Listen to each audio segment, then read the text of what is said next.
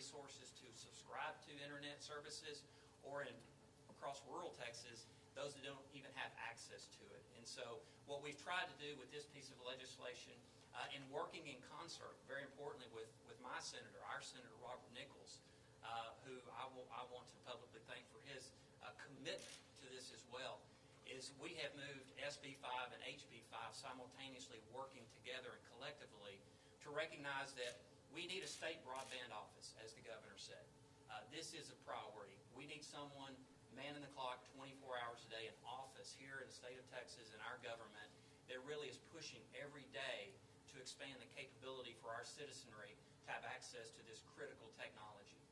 Secondly, in the bill, we also call upon that office within 12 months of enactment to roll out our statewide broadband plan. As it takes to be successful in any schoolhouse or business, you got to have a plan. And so we are calling upon the state to work with the experts in this arena, the stakeholders, the citizenry of Texas, to come up with a plan that works for Texas. And so we will have a statewide broadband plan for our beloved state. The Speaker talked about mapping. That is a critical component of this bill.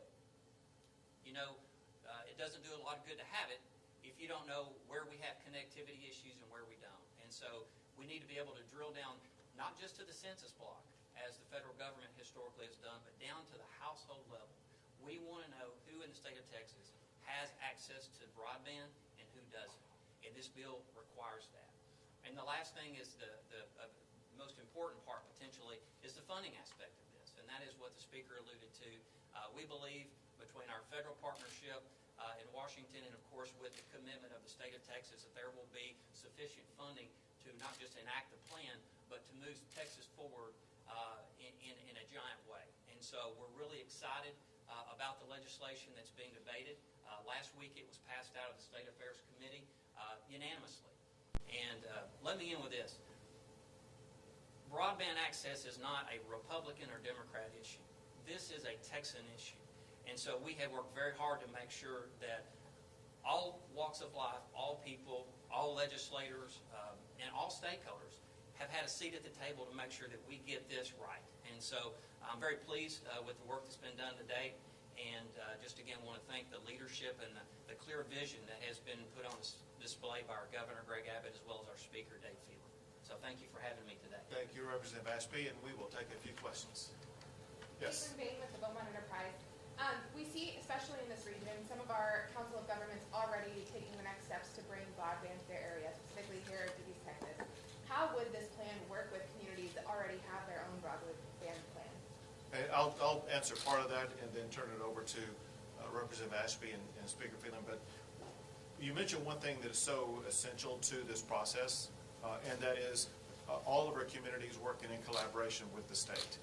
This can't be one state process that we just push into the local communities, but having those local communities do what you're talking about doing, which is working in the vanguard, making sure they're working to get it implemented already. This will work hand in glove at the state level with the local level, and the local participants are essential if we are going to be able to successfully get to every end user in their region. So we applaud and appreciate the activity at the local level. And the governor hit the nail on the head. He's exactly right. This bill encourages the collaboration between local, regional, and partnerships and the statewide broadband office. And I'm going to use the Southeast Texas Regional Planning Commission and my COG just north of here, the Deep East Texas COG, as an example, because they both are working on regional plans to bring broadband access to their residents. And so in the bill, we prioritize on a regional level those groups such as the COGs that are bringing forward plans that make sense for that region. And so those plans, frankly, will have priority status in terms of funding that's available to help build out the broadband infrastructure. But the governor's exactly right. We are incentivizing and highly encouraging regional partnerships in collaboration with the state to bring broadband access to all Texans. And I'll just add to that, Caitlin, you reported extensively on the Flood Infrastructure Fund that we worked on last session and that Representative Ashby supported and the governor signed. It's the same concept. We're going to regionalize, promote cooperation. That's what this office is all about. We're not trying to duplicate services. We're just trying to enhance them and promote them. So I see a pretty seamless transition in that. So. Go ahead. Broadband access across the state in urban and even in rural areas mentioned is a long-standing issue. Why is it urban now, and what do we envision moving forward? How soon do we expect access to get that? Before the pandemic, increasing access to broadband we knew was important, but the pandemic turned it into something that was extremely urgent. I mean, look at what has happened with schools, and schools would not have been capable of providing education to students without broadband access, and because of lack of broadband access to some homes, some students have not been able to keep up with their peers.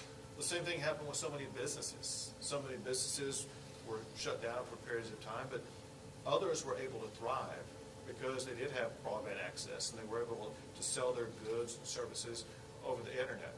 We saw the same thing with regard to healthcare, because people were in their homes, they couldn't get out, and some doctor offices were not open, but those that did have broadband access were able to access healthcare. But candidly, on the healthcare side, it's even more phenomenal than that.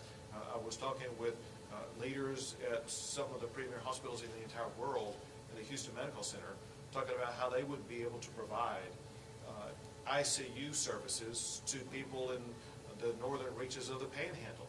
And so the transformative solutions that will be able to be provided through broadband access will be phenomenal and game-changing for the state of Texas.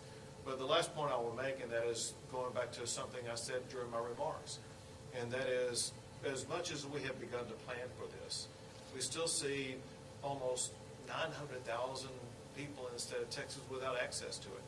And hence, we all agree, and when I say we all, I'm talking about more than just the three of us up here. I'm speaking on behalf of both everyone in the House and Senate, because this does have strong bipartisan support.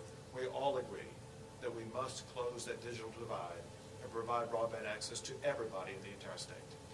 Let me add to that. House Bill 4 is the telehealth bill, another priority of the House. That's up in committee this week in public health. So I expect that to be on the House floor, hopefully after Easter, along with broadband. And we're about to expand a suite of services for all Texans, whether it's telemedicine or mental health, you name it.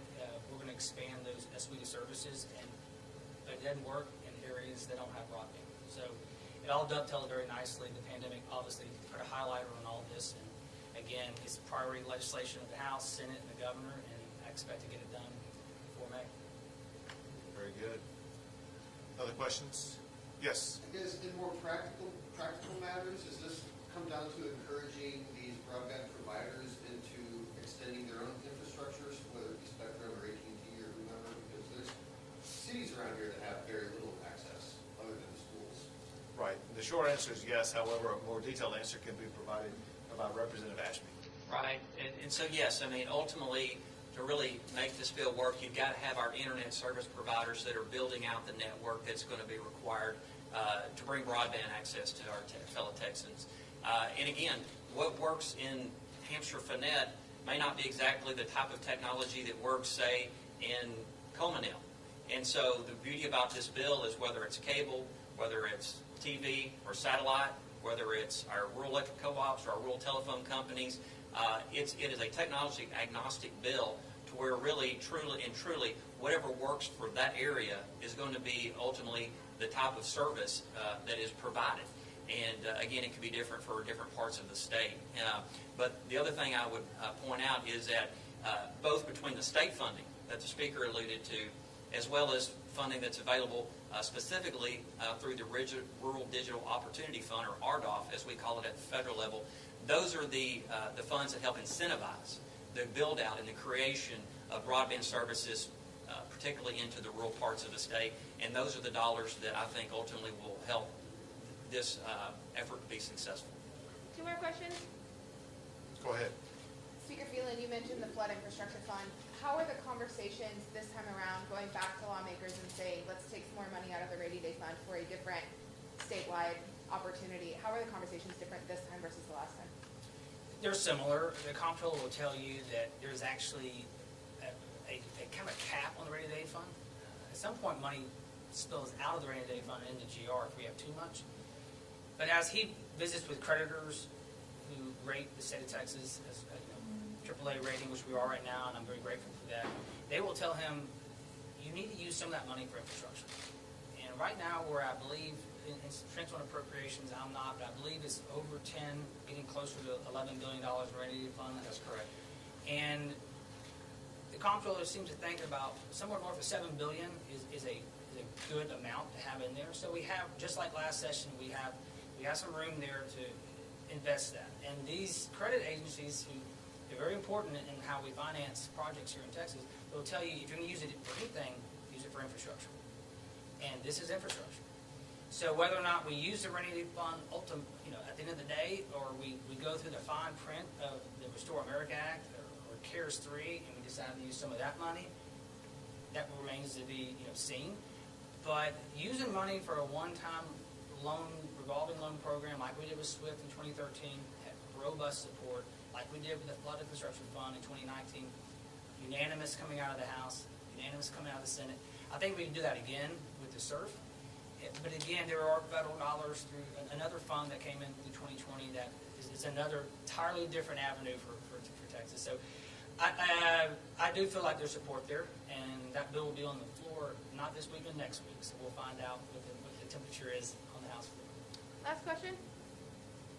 Governor Abbott. Sure. Thank you for addressing the broadband access. I just wanted to see if maybe you could touch on the situation at the southern border. If you could briefly make a quick remark on that and the concerns that you might have, whether it's COVID or unrelated to COVID. What's happening on the Texas border is nothing short of a human catastrophe. And it's a man-made catastrophe by the Biden administration's decision to have open border policies. We're having so many children who are in these detention centers. And it's very important for the public to know that these detention centers are over capacity, which means the Biden administration is not in compliance with federal law with regard to detaining these young children. On top of that, because they are young children, no young child travels the course of Mexico to get to and across our border without the assistance of cartels. And oftentimes that involves human trafficking.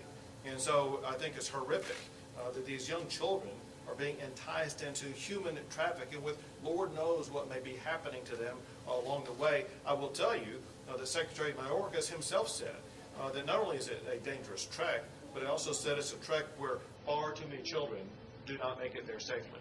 And then lastly, is the situation concerning the pandemic and the spread of COVID.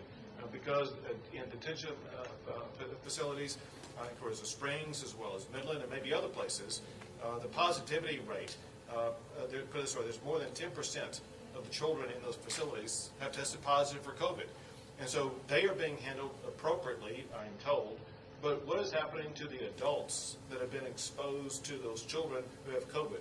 Are those adults going into Midland or into Carrizo Springs or to other urban or suburban settings spreading COVID? Those are questions we've asked of the Biden administration. They have not answered, and we're very concerned about the potential spread of COVID because of the way that the Biden administration has shown that they are incapable of dealing with the situation. Thank you all for coming.